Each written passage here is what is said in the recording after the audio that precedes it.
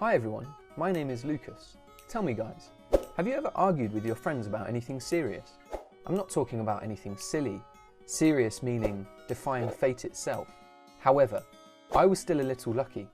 One day, my class and I were taken on a field trip to the fire station. At first it seemed to us that this is a very cool idea, because not everyone gets the chance to see it with their own eyes, the processes of such dangerous work from the inside. And our teacher was eager to show us, because she believes that in our class, teenagers live without a goal. A career guidance lesson will help you decide in the future. Firefighters are people with big hearts, they are brave. And who knows, maybe some of you will decide to follow in their footsteps, she said.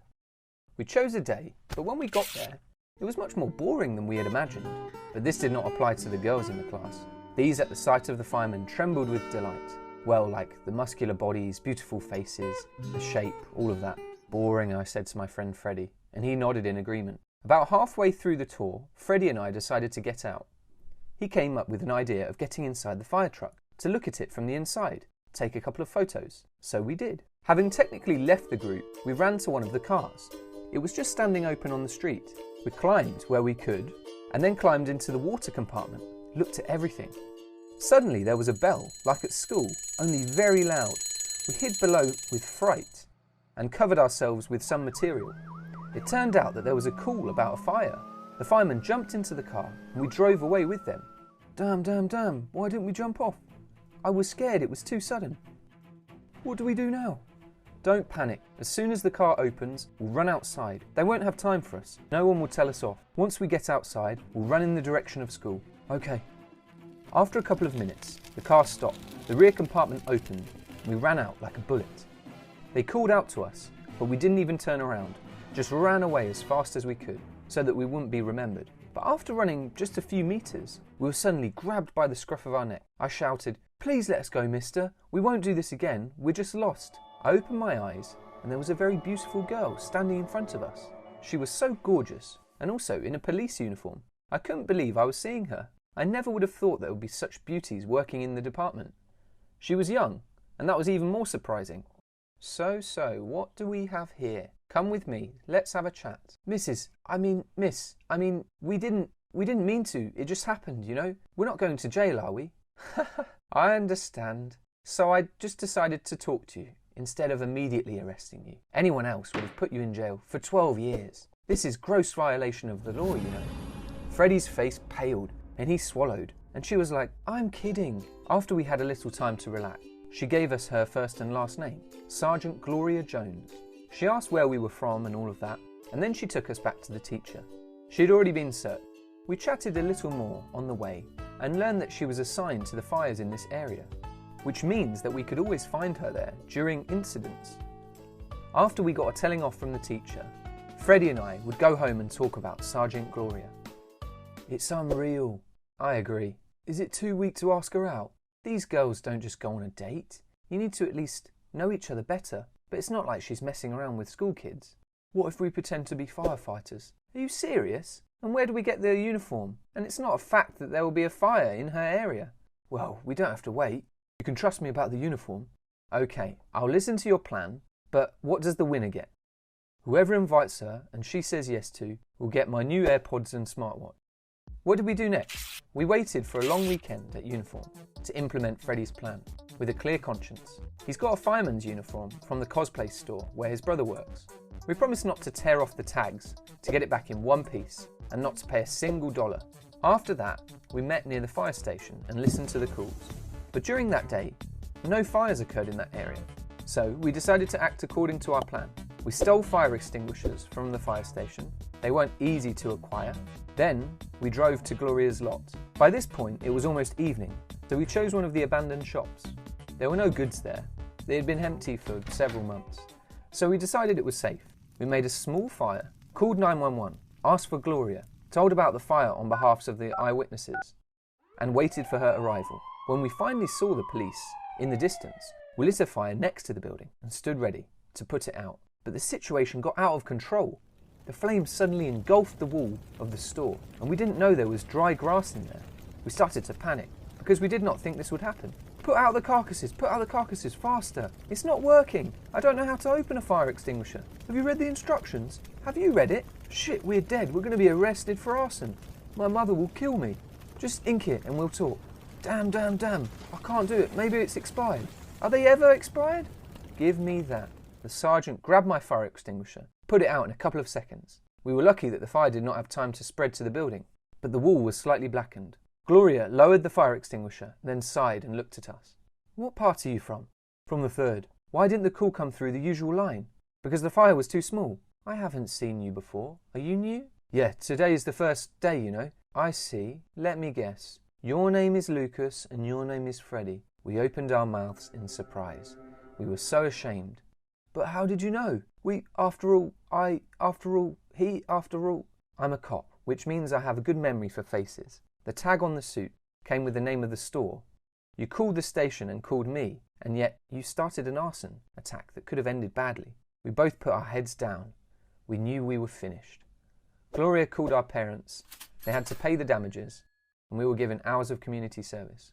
When Gloria came up to us again and asked what the whole circus was for, Freddy opened his stinking mouth first. He's in love with you, so we were looking for a reason. What, Freddy? I thought so. What does it show on us? I'm a cop. Even though I'm young, you're high school kids with a limited sense of responsibility, and I'm engaged. Gloria showed us her hand, which had a ring on it. We put our heads down, apologised to her, and promised never to do it again. At home, we had some delicious punishments from our ancestors. But do you know what I really learned? How to use a fire extinguisher correctly. That's it. Since that time, Freddy and I have worked all the hours, cleaned up the store, cleaned up the lawn, but we have definitely decided that we will no longer be firefighters. The best thing is to go to police school. So it will be safer for us and for the environment. What do you guys say? Have you already decided what you will do in the future? Tell me guys, did you like my story? Write your opinion about it in the comments below. Do not forget to put your likes, share the video with your friends, and subscribe to the channel.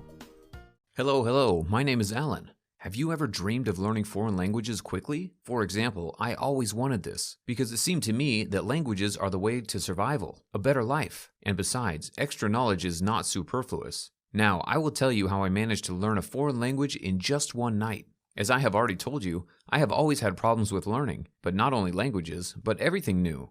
I don't know what the reason is. Maybe my memory is not so good from birth, or as they say now, it is not developed enough. Every time I was given a task at school to learn a rhyme, it meant that I would fail, because I knew that I would spend a lot of time with my phenomenal memory. And then the school program started learning languages, and that's when I realized that I was finished. We had French, Japanese, and Korean. I thought, are you kidding me? Yes, I barely remember my schedule, and you want me to remember the hieroglyphs? I was indignant, for which, in fact, I received deuces. There was nowhere to go, so with tears in my eyes and under the strict influence of my mother, I sat and crammed. It was terrible. I still get goosebumps when I think about it. I left school with a heartbreak and made a promise to myself never to study languages again.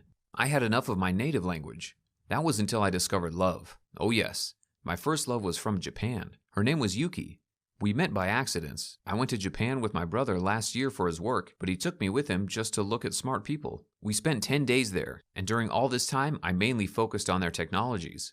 I photographed everything, looked, and felt. Since I didn't really know their language, only what I had learned from school, I didn't communicate or talk to anyone. My brother was at work all day, and I was walking alone, and that was fine with me. About the 8th day of our stay, I finally decided not to look for tech stores, but just decided to enjoy a light walk, look at people, take beautiful photos. As I passed an ice cream stand, I decided to treat myself to dessert and got in line. In front of me was a Japanese girl. She was so small, at the level of my shoulders. I stood like a fool, and for some reason I stared in her direction. I was so interested in finding out how old she was that I must have looked like a sleepwalker from the outside when I stared intently at her profile. She first endured, but then she screamed something loud and ringing and such. Ah! And hopped by foot between my legs. I broke down immediately, covered myself with my hands, doubled over, and fell to the ground dead.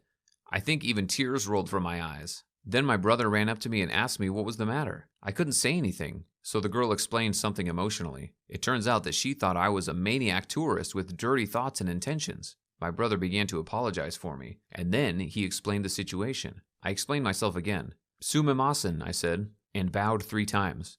My brother called me an idiot, and we left. You know, while she was standing there yelling at me, I had time to see her whole face. It was very cute, even when she was angry. This girl seemed charming to me. I stayed up all night wishing I'd met her. The next day, taking a chance, I went back to the ice cream stand. It was a miracle, but she was standing there again. I went up to her to remember Japanese from the school Konnichiwa watashi wa Alandis. I introduced myself and said hello. Then I tried to apologize for yesterday and probably said something wrong because she laughed out loud. I felt awkward and handed her flowers. This gesture was instead of words. She accepted the bouquet and said, "Yuki." Oh, how I wanted to chat with her, get to know her, invite her anywhere, but I couldn't say a word. And this was my last day in Japan. I called my brother and he translated our conversation on the phone, although it was not long. But we exchanged phone numbers, found each other in social networks, and I promised to write to her. My brother said that she liked me, and I don't know how he knew that, but he knew a lot about Japanese, so I wanted to believe that he was right. When I got home, I immediately signed up for a Japanese course, and then I was confronted with a wall of bad memories. How I learned languages. Each character was harder to remember than the other, but I worked hard, never missing a day. It was both hard and interesting. Yuki and I corresponded on the internet only with emotions. It was terrible, but I tried to make her laugh. This girl has sunk into the soul, as they say. My brother also helped me learn the language, but it was not always possible because of work. A month later, I realized that there was not much progress. Oh, how I freaked out then. It was like going back to school. There was a teacher in one ring, and I was in the other, and I had only knockouts on my account. At some point, I even thought to give up the idea of communicating with Yuki, but it is too firmly sunk into my soul. My brother told me not to give up, so I pulled myself together and started doing twice as much. And when I thought I was almost ready, I called Yuki and said the first few sentences, but she didn't understand much, and neither did I. Then I was more angry with myself than I had ever been in my life. I went outside, psychologically kicked a soccer ball in the yard. It bounced off the wall, hit me on the head. I lost my balance and fell headfirst on a rock. Then, to be honest, I don't really remember anything. I was told by my family that they saw me lying on the ground. My brother called an ambulance, and I was hospitalized. It turned out nothing serious. I got a concussion and something else that I found out later. When I was drunk from the hospital, I came home, saw a pile of books on Japanese on the table, remembered that I had already missed several classes, and sat down to remember the material I had passed. Reread the phrase book, dictionary, repeated grammar, and wrote some words. When I looked back, it was almost morning outside. I went to bed and was woken up a few hours later by an incoming call. I couldn't believe it was Yuki calling. Turns out that she called when I was in the hospital and my brother told her about how ridiculously injured I was. But it was nice to know that she was worried. When I picked up the phone, she was asking a lot of questions about my health, and I started answering her. It was only after a few minutes of conversation that she paused. And then, "Did you learn Japanese in the hospital?" And I realized that I was fluent in it. In general, I did not understand how my brain worked in the opposite direction, but I liked it. Since that night, I can communicate fluently in a foreign language, but I continue to improve it, and I also signed up for a couple of other languages, just to expand my horizons.